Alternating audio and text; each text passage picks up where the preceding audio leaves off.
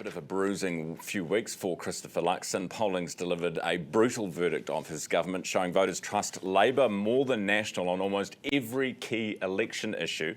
And talk of a leadership challenge just won't go away. Prime Minister Christopher Luxon joins me at the desk this morning. Good morning. Good morning, Ryan. How's the foot, mate? Oh, good. I just put You run the seat over it. I put my seat on my foot. Have you fractured it, do you reckon? No, just a bit of skin. Just need a boo-boo, yeah. Just a little bit of a boo-boo. Speaking of, do you feel like one for National? No. Look, I think it's hard to take seriously because I've heard those stories right from the beginning. And so what I'm doing is focus very much on my job. And as I keep saying, polls, commentariat, rumours, my job is to get on with the country and getting it sorted for people. But who would you listen to? What is it when you go home at the end of a bad week and you talk to Amanda? What does Amanda say?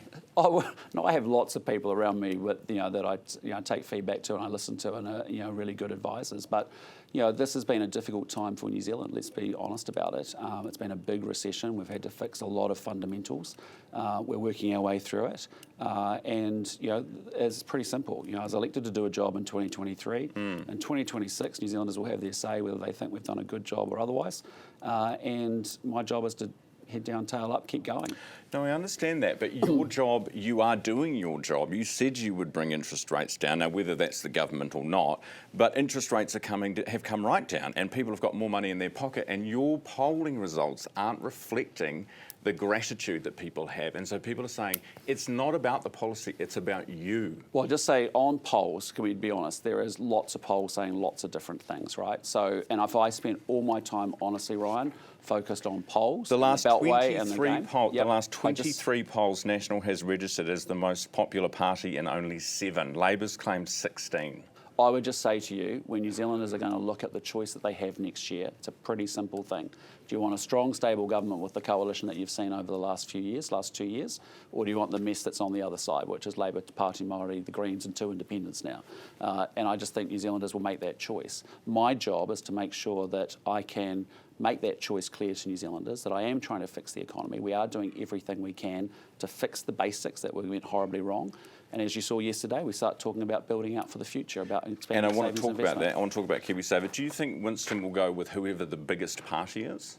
No, I think you've seen strong, good, stable government from a 3-party coalition government. We are in an MMP environment. Parties will have different positions. That's okay, but you've seen a coalition government very united around the core things that have brought us together. We're delivering against those things. And as we go into election year, parties will have different positions, and that's okay. KiwiSaver, why are you waiting so long for this to kick in? It's only 1/4% in next term.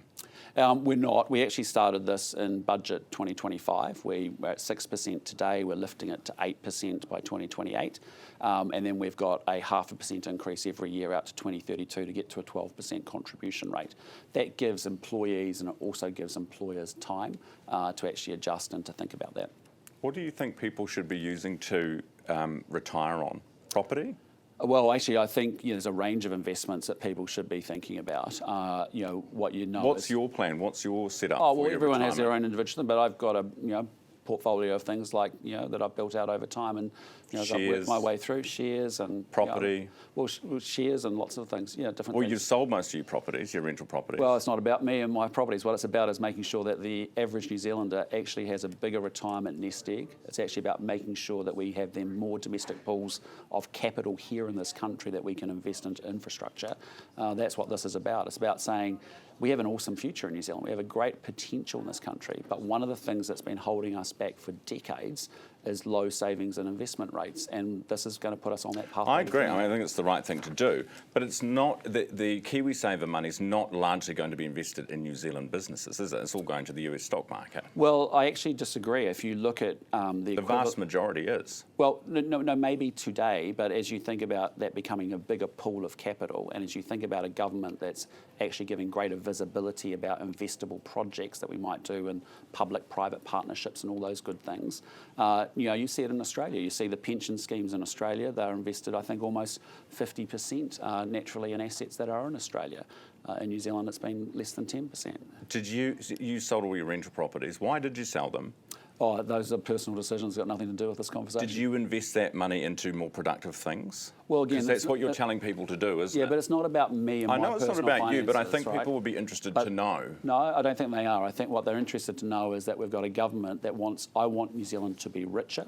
I want New Zealanders to be wealthier. I want them to be able to have more choices, so they've got more opportunities, so they get to do what they want to do. As I said yesterday, Australia is 25% wealthier than New Zealand. Ireland, a country we often look at, is twice as wealthy as New Zealand. Singapore, 3 times as wealthy as New Zealand per person.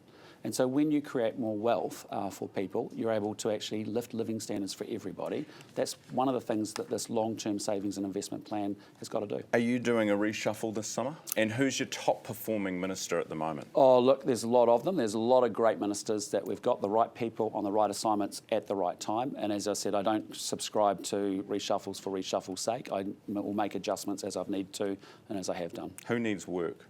Again, not going into that. I mean, I have conversations with each of the ministers about what I'm expecting them to do, where they need support, where they need to be challenged, and that works really well for us.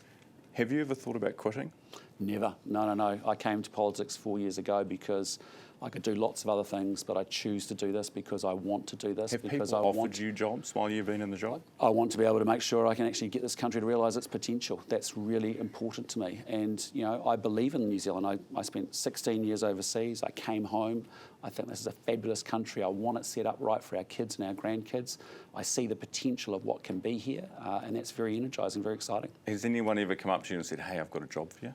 Oh, no, they don't get time because I haven't got time to talk to people about that sort of stuff. I'm very focused on doing what I need to do. Hey, with the pension, I know that you guys have come to the election previously with an age of entitlement change.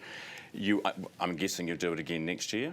Yeah, we'll go to the election with a thought around that. I mean, we've had a long-standing position in the last 3 elections, I think, about moving it from 65 to 67. I think for good reason, it's about the affordability of the scheme, but more importantly, New Zealanders are living at least 1 or 2 more years every decade than they were. In 2001, we moved the age to 65.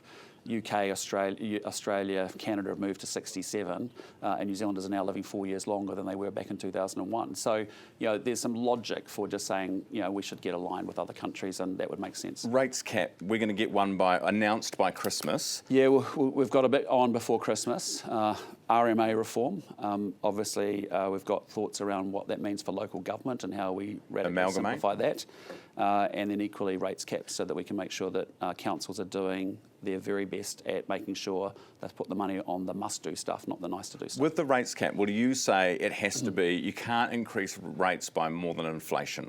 I'm not going to predetermine that policy. I'll let Simon Watts come out and talk about that shortly. But suffice to say, we've had a very good set of advisors with us that have been thinking that through as to how we can manage that. And with the amalgamation, are you going to force councils to join up? Well, all I'm saying is that we've got quite radical RMA reform. We're imagining a world where 40% of consents are not needed going forward. That is radical simplification. And as a result, what are the... Do we need that? Do we need so many councils? What is the role of local government and the layers of management and government that we have that I think just drives into creating massive bureaucracy in this country? And so we'll have more to say about that very shortly. We have something like 78 authorities, territorial authorities. We have a combination of district councils, and then we have regional councils as well on top, and then we've got central government. And what's a more reasonable number? Well, I'm not predetermining that because every country will make its own call about that. Will you say? But I've got to set up a system where I think we need radical simplification ultimately to get rid of the bureaucracy so that we can get things done and built. Are you talking about fewer councils, or are you talking about less bureaucracy within existing councils? Again, I'll let that announcement will come from Simon Watts and Chris Bishop shortly. All right. I apparently am keeping you from a flight, so I better let you go. Prime Minister, nice to have you on the program. Good to be with you. Hope the foot gets better, mate. I'm sure it will. Thank you. Christopher Luxon, who is the Prime Minister, has just gone quarter past.